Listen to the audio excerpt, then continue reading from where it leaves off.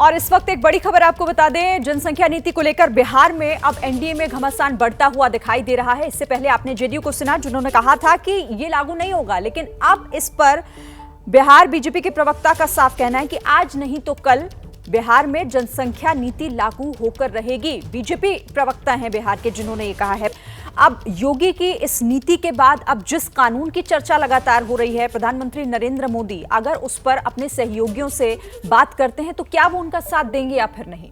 इन बयानों से तो कम यही सवाल उठ रहे हैं। और इसी पर बात करने के लिए हमारे साथ कई खास मेहमान जुड़े हुए हैं। अभिषेक झा जेडीयू की तरफ से हमारे साथ जेडीयू प्रवक्ता जुड़े हुए हैं। शुरुआत में अभिषेक आप ही के साथ कर लेती हूँ, क्योंकि आपकी तो सरकार में ही इस कानून को लेकर, इस नीति को लेकर विरोधाभास नजर आ रहा है। डिप्टी सीएम और सीएम दोनों ही अलग दिशा में दिखाई दे रहे हैं। ये आप सब लोगों ने कल आदरणीय मुख्यमंत्री नीतीश कुमार जी का बयान भी चलाया था और ये हमारे प्रवक्ता साथी बड़े भाई नीरज कुमार जी ने भी इस पूरे मामले को अच्छे से ब्रीफ किया।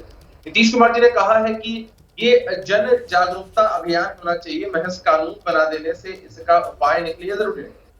मैं बिहार के परिप्रेक्ष्य में कुछ डाटा आपके साथ शेयर करना चाहता हूँ कि बिहार में जब पति पत्नी के बीच जब लड़कियां मैट्रिक पास होती, यानी पत्नी मैट्रिक पास होती, तो देश का जो औसत था जनसंख्या का वो 2 था। बिहार में भी इसको 2 पर लाया गया। जब लड़कियां इंटर पास होने लग गई, 12वीं उन्होंने पास कर ली पत्नी के रूप में, जब देखा गया तो देश का औसत 1.7 और बिहार का औसत 1.6, यानी बिहार का प्रजनन दर घटा। पहले बिहार में प्रजनन दर काफी ज्यादा था, 4 के ऊपर था, लेकिन जब से नीतीश कुमार जी ने इस खोज को देखा कि भाई अगर लड़कियां पढ़ी लिखी होंगी तो निश्चित रूप से हम इस पर कंट्रोल पा सकते हैं, ये 3 के आसपास आ चुका है। तो लगातार हम लोगों को ऐसा दिख रहा है कि यदि शिक्षित किया जाए समाज को, पुरुषों के साथ साथ महिलाओं को भी, तो इस पे हम कंट्रोल पा सकते हैं। 2040 तक नीतीश कुमार जी ने कल भी कहा कि 2040 तक उम्मीद की जा सकती है कि स्थितियां काफी हद तक नियंत्रित हो पाए। तो अब ये है ना कि मान लीजिए आप चाइना को देखिए, आपने कानून बना दिया, उसके बावजूद चाइना में क्या स्थिति है किसी से छिपा हुआ नहीं है।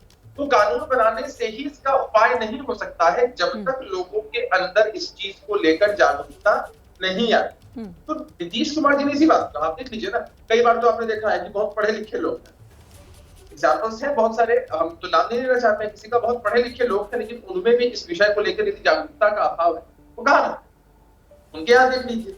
अभिषेक, आप अपने सहयोगियों की बात भी आपने सुनी होगी, रेणु देवी का बयान भी आपने सुना होगा ना, वो तो जरूरत बता रही है कि बिहार में जरूरत है इसकी।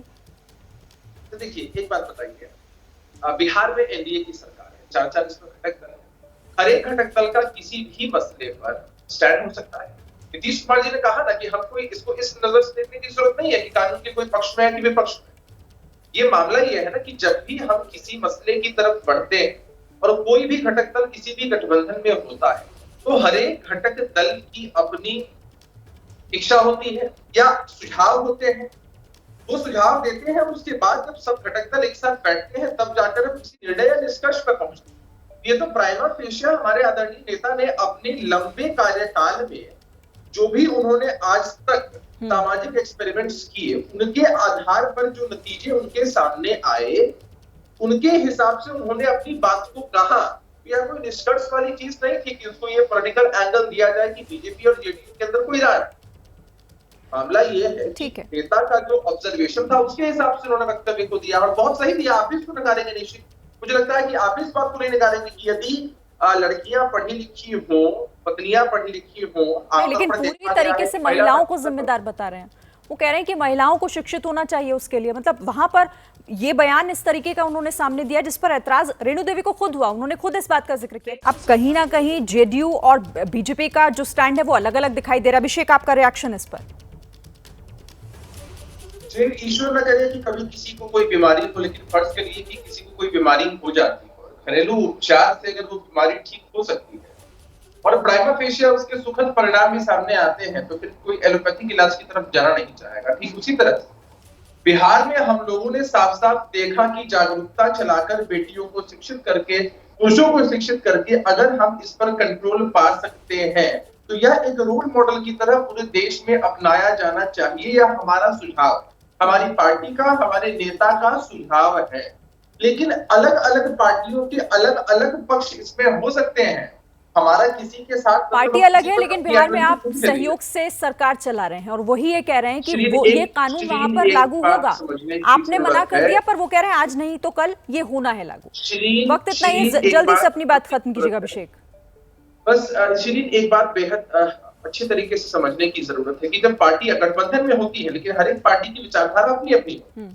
अगर सभी पार्टियों की विचारधारा एक ही हो जाए तो सब मिलकर एक ही दल हो जाएंगे। उसमें